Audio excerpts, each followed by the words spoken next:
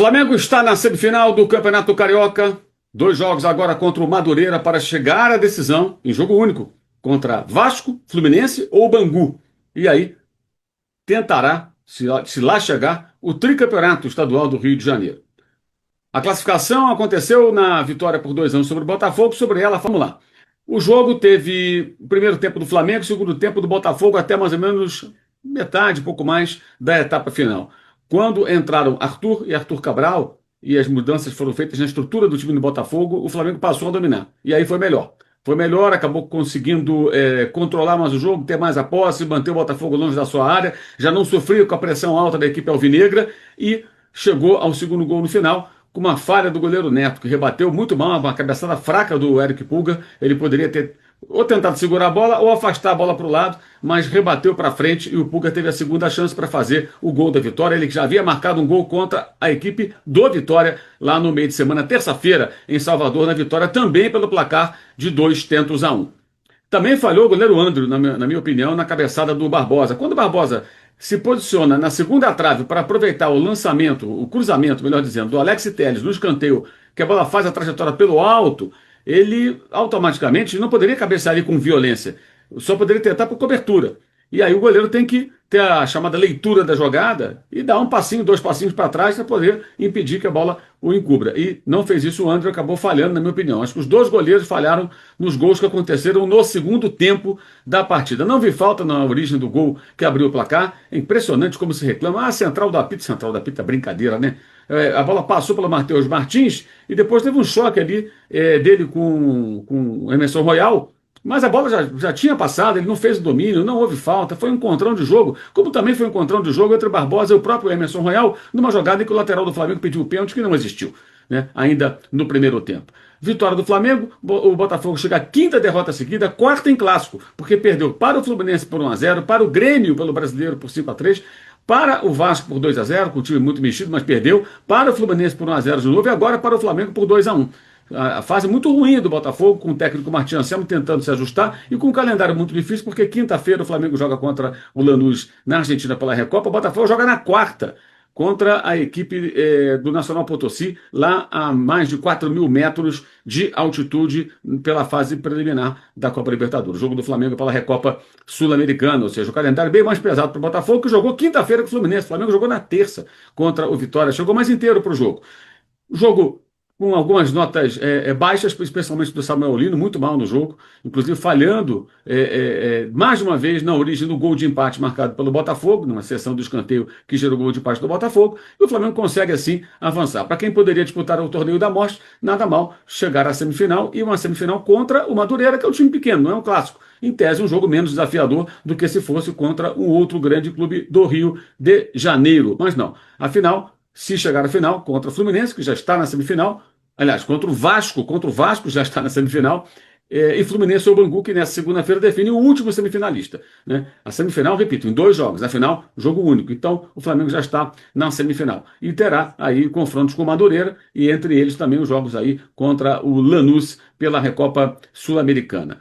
Ou seja, o Flamengo avança numa competição em que parecia carta fora do baralho e agora tem a real possibilidade de ganhar o título carioca pelo terceiro ano consecutivo. Vitória justa? Pode dizer que sim. Acho que no cômputo geral o Flamengo foi até melhor. O Botafogo voltou melhor no segundo tempo, mas depois teve essa queda e o Flamengo conseguiu fazer o domínio, obter o domínio do jogo e conseguir com isso a classificação. O Botafogo precisou resistir a um Flamengo bem. Para mim, no primeiro tempo, os 30 minutos foram os melhores do Flamengo na temporada.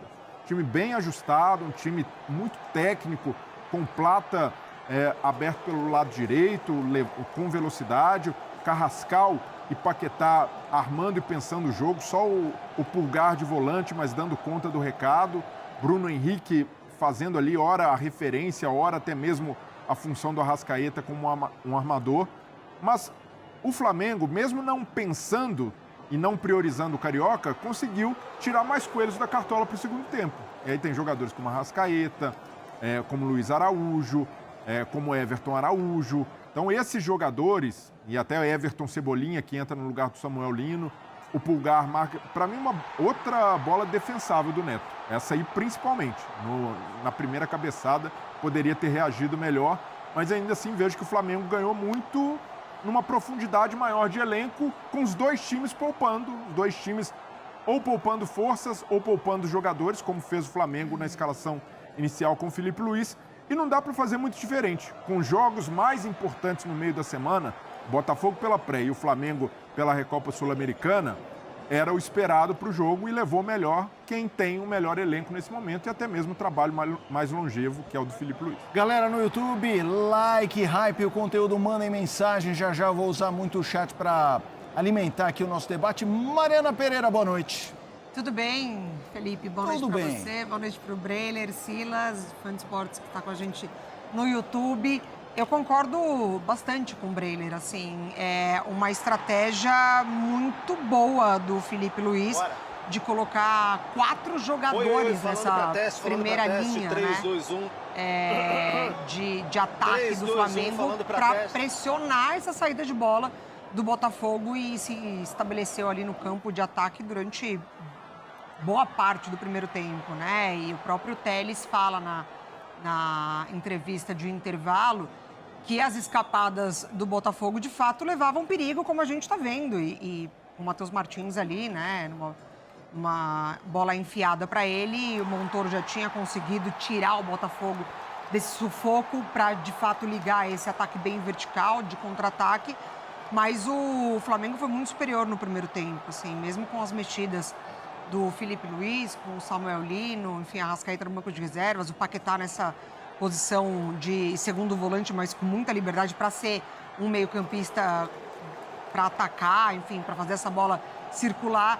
Acho que no lance o Botafogo ele vacila também numa marcação que pede a falta, mas tem 3 jogadores em cima do Bruno Henrique e aí o Paquetá fica completamente livre para finalização. Só que o segundo tempo o Botafogo volta melhor. Acho que a saída do Danilo dá uma liberdade até para o Newton, tem uma finalização dele muito boa, né? O Newton que tem sido esse terceiro zagueiro que o Botafogo não tem, mas é o esquema do Martin Anselmi. O Martin Anselmi é o treinador de ter 3 zagueiros. Hoje ele segura o Vitinho para ser esse terceiro homem e libera o Newton para atuar mais avançado. Eu acho o elenco do Botafogo desequilibrado. Eu acho que tem muitos jogadores para esse setor de meio de campo / volantes, mas não tem ninguém para trabalhar esse jogo pensado por dentro. O Montoro hoje precisou ser 3 caras em um. Então, era o cara que ia trabalhar por dentro, era o cara que ia marcar em cima e era o cara que ia tentar ligar o contra-ataque. Então, acho que esse elenco do Botafogo um pouco desequilibrado. E ainda tem a possível chegada do Edenilson, né? O Edenilson no Grêmio. Depois a gente vai falar sobre o Grêmio, mas o Edenilson no Grêmio se tornou esse homem muito mais avançado. Eu não sei qual Edenilson chega ao Botafogo. Mas, enfim, o elenco do Flamengo é superior, o Botafogo está com a cabeça em pré-Libertadores, que é uma competição importante para ele retomar, né, esse, entre aspas, protagonismo até por aqui.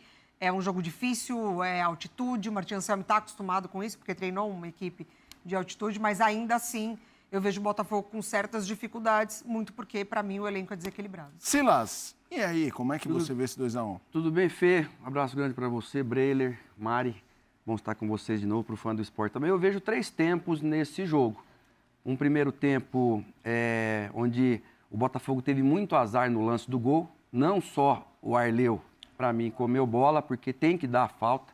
E aí é muito azar do árbitro, quando ele deixa de dar falta e em seguida acontece o gol. Paquetá livre, como a Mari e o Breiler bem falaram. E o Neto no chute, o gramado sintético prejudica o goleiro. Você vê, não é um chute, uma pancada. É uma bola colocada, mas a bola corre muito, não dá tempo do Neto chegar. Esse, para mim, foi o primeiro tempo do jogo. Depois o Botafogo empata o jogo, numa jogada, como o Breiler bem disse, um bom gol do como é que chama? Barbosa. Do Barbosa. E com a volta, né, do Bastos também, que sentiu no finalzinho, mas era natural isso. Aí, no momento onde ninguém queria mais muita coisa, o Vitinho, para mim, come bola ali no lance do gol do Pulgar. Porque é normal que alguém vai tentar dar uma casquinha na bola para o segundo pau. Então, assim, eu acho que o Neto ali ficou meio que a queima-roupa na primeira cabeçada do Pulgar. O Pulgar, eu acho que tentou aquela bola para o chão, porque o mais normal ali era cabecear para o chão e já fazer o gol. mas ele acho que errou o cabeceio, só que ela foi forte na mão do Neto. E o Neto pegou do jeito que deu. E aí na segunda ele vai e faz o gol. Você pode ver que se a gente vê de novo o lance do segundo gol do Flamengo, o Vitinho tá assistindo o jogo. O Vitinho tá aqui, o Pulgar tá aqui, ó, preparado para correr, e o Vitinho tá assistindo o jogo lá. A hora que, eu não sei quem foi que deu a casquinha, se foi o Emerson Real, quem foi que deu a casquinha lá, não dá tempo do Vitinho fazer mais nada, e ali também já estava no final do jogo, já não dava mais muito tempo pro Botafogo reagir. Mas, sim, foi um jogo, como vocês falaram, o primeiro tempo um pouco mais do Flamengo, segundo... Aí, ó, essa bola não pode ser jogada no meio, mas é muito falta ali. E o Arleu, sabe, aí eles querem trazer o jogo para eles, querem inventar, e aí acabou prejudicando o Botafogo. Todo mundo vai em cima do Arleu ali, dos jogadores do Botafogo.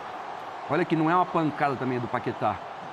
Ele até escorrega quando chuta, mas a bola desliza muito no sintético e aí o Flamengo acabou saindo na frente e acabou ganhando esse jogo. Pega o Madureira, como bem disse o Breiler, pode não acontecer, pode, mas é muito favorito para ir a essa final. Mas do lado do Flamengo, houve também, de forma muito hábil, um plano de jogo do Felipe Luiz para desacelerar o Botafogo, até pensando no campo sintético. As mexidas que ele faz no time são de preservação de jogadores que poderiam ter um desgaste a mais no sintético, né? A Arrascaeta ele guardou para o segundo tempo, segurou Alexandro, segurou Léo Pereira, Léo Ortiz. Então, e para o técnico, é isso, tem de pensar sim no jogo do meio de semana contra o Lanús, assim como pensou o Martim Anselmi no jogo da pré-Libertadores. Mas o plano de jogo foi interessante do Felipe Luiz, de ter a bola, de pressionar lá na frente, de usar jogadores mais frescos e mais físicos para isso. Então, por isso, o Flamengo se apresentou bem. Então, esse Flamengo que a gente vem questionando, até mesmo quando vence contra o Vitória, por exemplo, não foi uma boa atuação, venceu, importante, mas hoje eu destaco um pouco mais o desempenho.